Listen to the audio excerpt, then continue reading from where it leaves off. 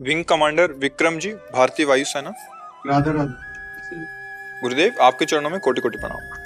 महाराज जी, भारतीय सेनाओं में अधिकारियों में काफी पार्टी होती है जिसमें अशुद्ध आहार, मदिरापान इत्यादि होते हैं। इस परिस्थिति में धर्म का पालन किस प्रकार और चिंतन खराब ना हो, ऐसा क्या करें? हाँ, विचारणीय विषय है। विचारणीय विषय, क्योंकि जो संघ है उसका जो रंग है उसमें हम अपने को बचा पावे, ये तो बहुत बड़ी प्रवीणता की बात हुई। पर ये नहीं कि बचाया नहीं जा सकता, ऐसा नहीं है। बचाया जा सकता पर है बड़ी कठिन परिस्थिति, क्योंकि जैसे अधिकारी जन है, बड़े जन हैं, उनके साथ हम बैठे हैं, अब वो जो खा पी रहे हैं वो हमें आदेश कर रहे हैं खाओ पियो। तो अगर विनय से काम चल जाए तो अच्छा है। विनय का ये हमारा रुचि नहीं है, अरे नहीं पाइए ना, अगर इससे काम चल जाए तो चल जाए। जब आपको पता है काम नहीं चलेगा तो राधा राधा राधा राधा राधा नाम का आश्रय लो, भगवान के सहारे रहो। जैसी परिस्थितियों में हो वैसे भगवान को सुमिरन करो, आगे बढ़ा देंगे। हमारी बात समझ रहे हैं? भगवान को नहीं छोड़, जब वो छूट नहीं सकता, हम उस व्यवस्था से आगे नहीं निकल सकते, तो हमें उसी परिस्थिति में भजन करना है। भजन होने लगेगा, भगवान आपको रास्ता देने लगेंगे। जहां तक हो सके विनय से बच जाइए। अगर विनय काम नहीं करती है तो आपको ऐसा लगता है कि हो सकता है कि हमारे जब अधिकारी जन नाराज हो जाएं, या तो फिर हमें कोई असुविधा मिल सकती है, या अव्यवस्था हो सकती है, या हमारी नौकरी संकट में आ सकती है, तो फिर नाम जप कीजिए और जैसी परिस्थिति हो भगवान से प्रार्थना करके उस परिस्थिति से गुजर जाइए। क्यों, आपकी क्या राय है इसमें? हाँ, असफल रहते हो प्रयास में? कभी कभी तो हो जाता है। देखो, ये बड़ा विचारणीय विषय है। इसमें क्या है कि हम राजी हैं किस बात पे? जो राज सैनिक हैं, इनकी बुद्धि में, इनके हृदय में क्रोधावेश होना चाहिए, शत्रु के नाश करने की दया नहीं होनी चाहिए।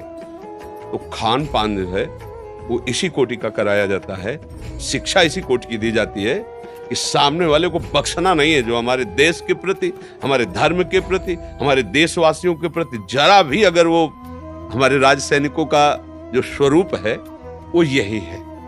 अब इस स्वरूप में अपने हृदय को वैसा बनाते हुए और ये सब खान पान बचाते बड़ा विरोध है, क्योंकि जब तक रजोगुण और तमोगुण का मिश्रण नहीं होगा तब तक ऐसी क्रियाओं में रुचि नहीं होगी, नहीं ना?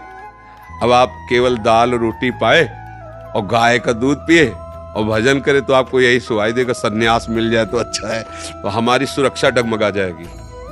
हम उस जैसे हर क्षेत्र का अध्ययन किए ना अपने शास्त्रों में, तो वहां राज सैनिकों को पवाया ही जाता है ऐसे।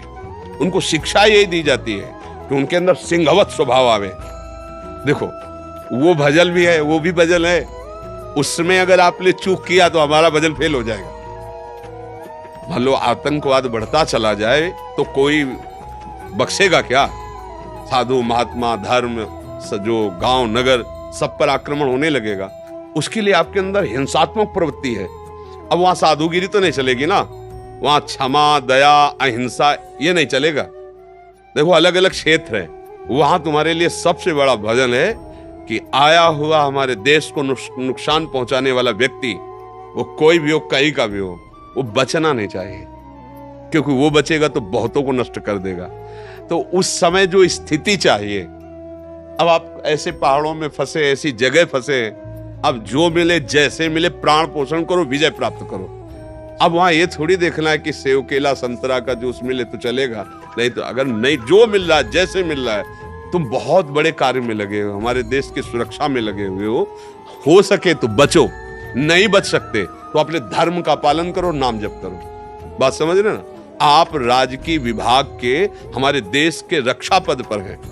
हमारे सब सैनिक वो कम नहीं है। हम यहाँ बैठ करके भजन कर रहे हैं, वो पहाड़ों में, बॉर्डर में हर कष्ट सहते हुए, जहां कोई सुख सुविधा नहीं है, जहां ऑक्सीजन भी सही नहीं, वहां भी हमारे देश के सैनिक लगे हुए। और उनको उपदेश करें कि तुम जो है मूंग की दाल और फुल्का और ये जो मिले जैसे मिले, तुम अपने प्राणों की रक्षा करो, हमारे देश की रक्षा करो और नाम जप करो, तो उसको गति अच्छी प्राप्त होगी, दुर्गति को प्राप्त नहीं होगा।